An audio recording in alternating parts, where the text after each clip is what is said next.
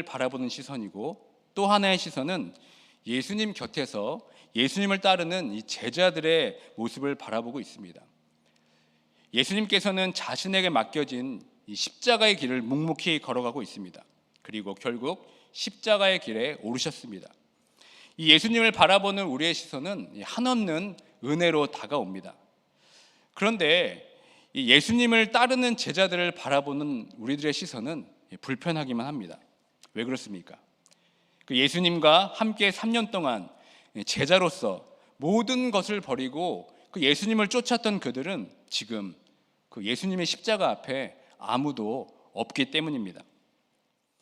예수님께서 십자가에서 가장 힘들고 괴롭고 이 고통스러운 순간을 맞을 때 제자들이 그 자리에 아무도 없다는 것을 생각해 보면 참으로 비통한 마음뿐입니다. 예수님의 고난을 생각해 볼 때 예수님께서 가장 고통스러운 순간은 언제였을까요? 육체적으로는 십자가에 매달려서 손에 못 박히고 머리에 가시관 쓰여지고 로마 병정의 채찍에 살을 뜯기고 피 흘린 이 고통이 가장 컸을 것입니다. 그리고 정신적으로는 이 3년 동안 자신을 믿고 쫓아왔던 제자들이 지금 예수님의 그 십자가 앞에는 아무도 없었다는 사실에 가장 마음이 아팠을 것입니다. 그리고 영적으로는 곧 십자가의 죽으심으로 인해서 이 삼위 하나님과의 이 친밀한 이 사귐에서 끊어지는 그 시간이 가장 고통스러웠을 것입니다. 지금 예수님은 십자가 앞에 홀로 남겨져 있습니다. 무엇보다 예수님에게 그 인간적으로 가장 큰 고통은 이 사랑하는 제자들에게 이 버림받았다는 사실입니다.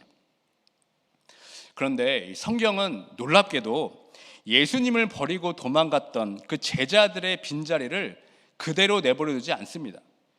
예수님의 그 고난의 끝자락을 살펴보면 어느 순간 예수님 곁에 마땅히 그 제자들에 있어야 할 그 빈자리를 누군가 하나하나 채워주고 있음을 우리는 성경을 통해 알 수가 있습니다.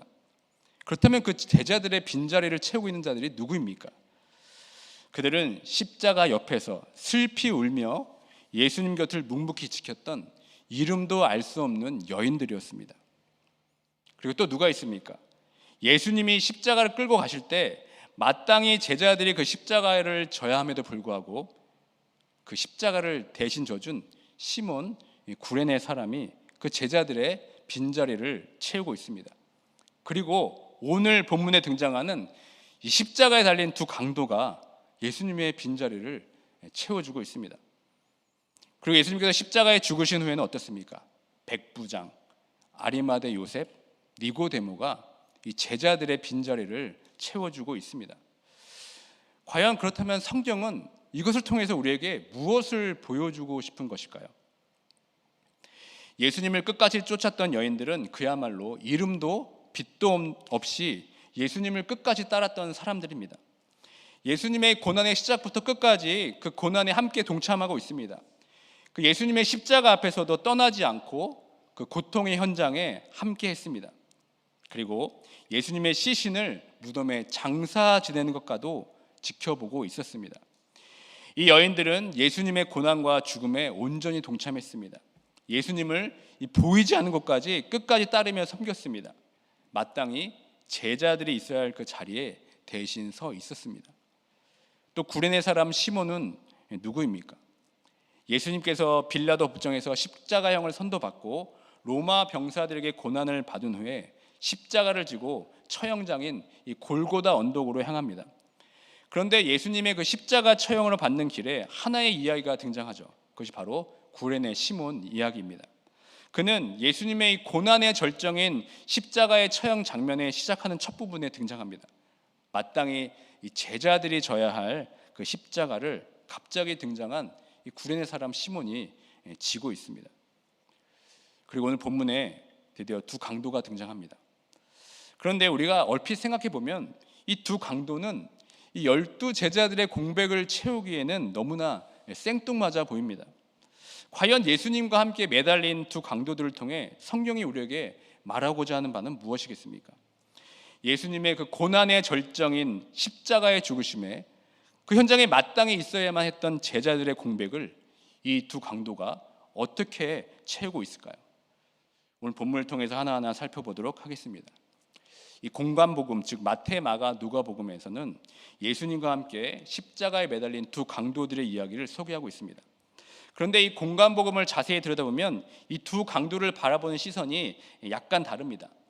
마가복음은 두 강도들이 각각 예수님이 달리신 그 십자가의 좌우편에 달렸다는 사실만을 확인합니다.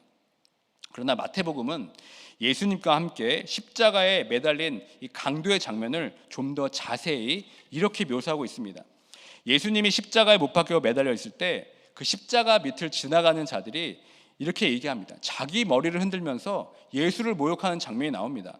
그러면서 하는 말이 무엇입니까? 하나님의 아들이면 자기를 구원하고 십자가에서 내려오라 라고 조롱합니다. 그리고 대제사장들과 서기관들 또 장로들까지 지나가면서 그가 남은 구원할지 몰라도 자기는 구원하지 못하는도다 라고 희롱하고 있습니다. 그리고 하나님의 아들이라면 하나님이 이제라도 구원하시지 않겠냐면서 지금 비아냥거리고 있습니다. 이때 두 강도들은 이 이야기를 듣고 어떻게 반응하고 있습니까? 마태복음 27장 44절에 이렇게 기록하고 있습니다. 함께 십자가에 못 박힌 강도들도 이와 같이 욕하더라. 그러니까 강도들은 십자가에 달려있는 예수님을 조롱하고 희롱하였던 무리들과 이 종교 지도자들과 함께 합세하여서 예수님을 욕했습니다. 그러니까 함께 욕했다는 것은 십자가에 달리신 예수님이 누구인지 여전히 모른다는 것입니다. 지금 강도들은 예수님을 배척하고 조롱하고 욕하는 무리들 그리고 종교 지도자들과 전혀 다르지가 않습니다. 그런데 오늘 본문인 누가복음은 이 강도들에 대해서 새로운 사실을 우리에게 보여주고 있습니다. 오늘 본문에 따르면 마태, 마가복음에서 본 것처럼 두 강도들 모두 주님을 모욕하고 배척하지는 않았습니다. 한 강도는 마태, 마가복음에서 보여준 것처럼 똑같이 예수님을 모욕하고 배척했습니다. 그러나 그중 한 강도는 그렇지 않았습니다. 누가복음 23장 39절부터 40절의 말씀 다 함께 읽겠습니다. 시작. 달린 행악자 중 하나는 비방하여 이르되 네가 그리스도가 아니냐 너와 우리를 구원하라 하되 하나는 그 사람을 꾸짖어 이르되 네가 동일한 정죄를 받고서도 하나님을 두려워하지 아니하느냐. 마태복음에는 나오지 않은 장면입니다. 누가복음에서는 이 강도에 대해서 새로운 사실을 지금 이렇게 우리에게 보여주고 있습니다.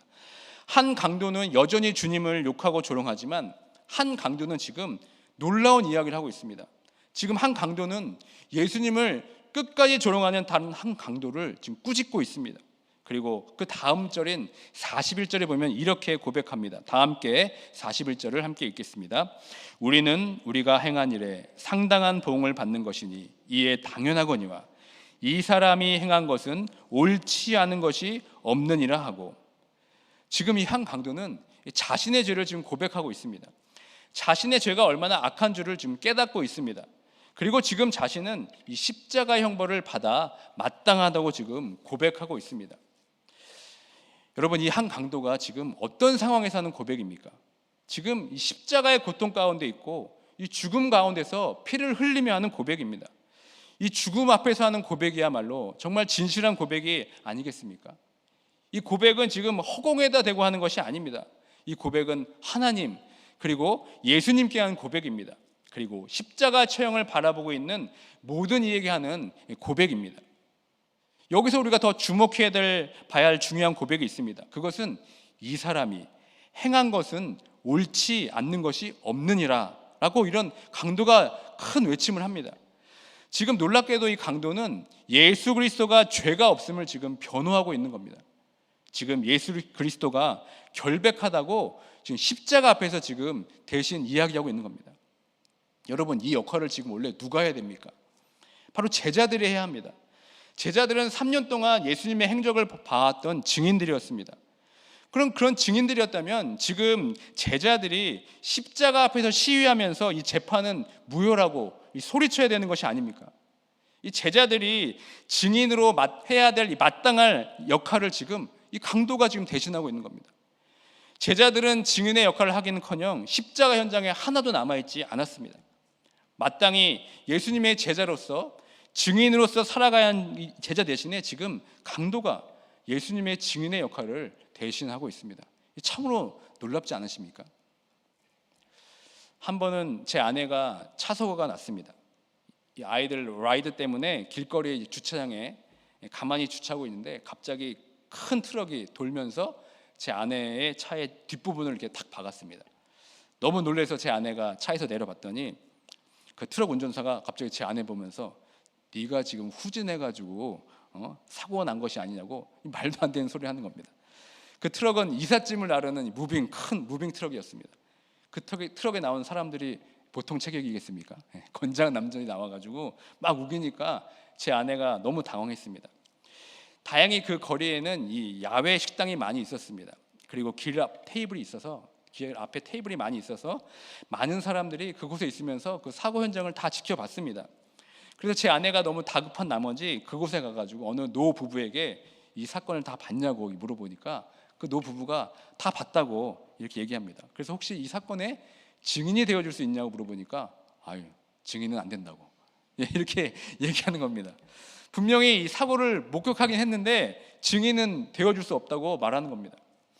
이렇게 있다가 억울한 누명을 당할 것 같았는데 정말 때마침 제 아내 차 옆에서 똑같이 아이들을 기다리는 어떤 여자분이 내리더니 내가 이 사건을 다 목격했다고, 내가 증인이 되어주겠다고 말하면서 자신의 전화번호와 이름을 주었습니다. 정말 고마운 분이었죠. 어쨌든 이 사건은 그 증인 한 분 때문에 잘 마무리가 됐습니다. 여러분, 증인과 이 목격자의 공통점이 있다면 둘 다 이 사건에 대한 정보를 가지고 있는 사람들입니다. 둘 다 모든 것을 다 지켜봤습니다. 그런데 차이점은 무엇입니까? 증인이 된다는 것은 내가 본 것에 대해서 책임을 진다는 거죠. 증인은 법적으로 중대한 사실과 상황을 정확하게 알릴 수 있는 사람입니다. 그런데 목격자는 다릅니다. 아무런 책임도 없고 법적인 효력도 없습니다. 예수님의 가장 확실한 증인인 제자들은 지금 온데간데 없습니다. 그러나 지금 한 강도는 하나님 앞에서 또 예수님 앞에서 그리고 사람들 앞에서 증인이 되었습니다. 이 단순한 예수님의 목격자가 아니라 예수님의 증인을 자처하면서 예수님에게는 아무런 죄가 없다고 지금 공표하고 있습니다. 그렇다면 이 한 강도는 도대체 무엇을 받길래 예수님의 증인이 되겠다고 지금 자처하고 있습니까? 지금 이 두 강도들은 예수님과 함께 십자가형을 선고받고 함께 십자가를 졌습니다. 아마도 예수님과 함께 그 십자가를 지고 골고다 언덕에 함께 올랐을 것입니다. 그리고 십자가 못 박힐 때도 함께 못 박혔습니다. 십자가에 달린 그 시간 동안에도 예수님과 함께 있었습니다. 이때 한 강도는 예수님을 주목해서 바라보기 시작했습니다. 예수님의 얼굴을 보았습니다. 무거운 십자가를 지고 오를 때 강도들은 아마도 그 고통 때문에 온갖 저주와 욕설을 퍼부었을 것입니다. 그러나 예수님은 달랐습니다. 조금도 불평하지 않았고 어떤 험한 말도 내비치지 않았습니다. 그리고 한 강도는 예수님께서 십자가에서 고통당하고 있을 때 하셨던 말씀을 들었습니다. 많은 여인들이 예수님께서 십자가 지고 가실 때 함께 그 길을 동행하면서 함께 울었습니다. 그때 예수님께서 그 여인들을 향해 어떻게 말씀하셨습니까? 누가복음 23장 28절의 말씀입니다. 예수께서 돌이켜 그들을 향하여 이르시되 예루살렘의 딸들아, 나를 위하여 울지 말고 너희와 너의 자녀를 위하여 울라. 강도들은 십자가의 고통 때문에 소리 지르고 온갖 저주의 말을 쏟아낼 때 예수님은 그 고통스러운 순간에서 아무 말 없으셨고 불평도 않으셨습니다. 오히려 나를 위해 울지 말고 너의 자녀들을 위해 울라고 지금 말씀하십니다. 그리고 결정적으로 마지막 이렇게 말씀하셨습니다. 다 같이 누가복음 23장 34절을 읽겠습니다. 이에 예수께서 이르시되 아버지, 저들을 사하여 주옵소서. 자기들이 하는 것을 알지 못함이니이다 하시더라. 예수님께서는 자신을 못 박았고 조롱하고 희롱하는 자들을 위해 기도하셨습니다. 그리고 용서해달라고 하나님께 간청하였습니다. 이 한 강도는 예수님을 가장 가까이에서 예수님의 그 모든 것을 제대로 정확히 바라보았습니다. 그리고 예수님의 그 태도를 보았습니다. 그리고 예수님의 기도를 들었습니다. 그리고 친히 말씀하시는 것을 들었습니다. 이것을 보고 결국 한 강도는 예수님 앞에서 자신의 죄를 고백했습니다. 그리고 예수님의 죄 없음을 공개적으로 대언하고 있습니다. 이를 통해 우리는 무엇을 깨닫게 됩니까? 그것은 예수님을 온전히 올바르게 바라보면 회개하지 않을 죄인이 없다는 것입니다. 여러분, 참된 제자가 된다는 것은 무엇보다 예수님을 온전히 바라보고 회개할 수 있는 사람들입니다. 예수님과 온전한 눈마주춤으로 예수님의 그 사랑을 경험하고 자신의 죄를 회개한 사람이 바로 참된 제자입니다. 참된 회개 없이 참된 제자가 될 수 없습니다. 참된 회개 없이 예수님을 온전히 따를 수가 없습니다. 그리고 이 한 강도는 어디까지 나아갑니까? 42절의 말씀 보면 당신의 나라에 임하실 때 나를 기억하소서라는 이 놀라운 고백을 합니다. 이 한 강도는 십자가형을 당할 만큼 흉악한 사형수였습니다. 그런데 놀랍게도 지금 십자가에 달리신 예수님이 메시아라고 그 사실을 깨닫고 당신의 나라, 즉 하나님의 나라에 임할 때 자신을 기억해달라고 지금 말하고 있습니다. 엄청난 고백을 하고 있습니다. 그런데 여러분, 더 놀라운 것은 바로 예수님의 응답입니다. 다 같이 43절의 말씀을 읽겠습니다. 예수께서 이르시되 내가 진실로 네게 이르노니 오늘 네가 나와 함께 낙원에 있으리라 하시니라. 지금 이 한 강도는 놀라운 구원의 은혜를 경험하게 됩니다. 이 사건은 우리의 상식과 우리의 어떤 통념을 완전히 깨버립니다. 이 강도는 이 제자들처럼 예수님을 위해 어떤 헌신도 하지 않았습니다. 제자들처럼 예수님을 위해서 자신의 모든 것을 버리지도 않았습니다.